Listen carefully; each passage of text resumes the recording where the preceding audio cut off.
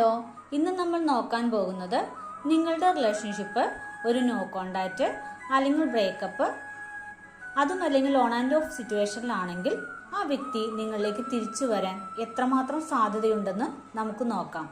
അതിനുവേണ്ടി ഞാനിവിടെ 4 ഫയൽ വെച്ചിട്ടുണ്ട്. നിങ്ങളുടെ ഇൻഡ്യൂഷനോട് ചോദിച്ച് അതിൽ ഏതെങ്കിലും ഒരു ഫയൽ നിങ്ങൾ സെലക്ട് ചെയ്യുക. അപ്പം നമുക്ക് നോക്കാം.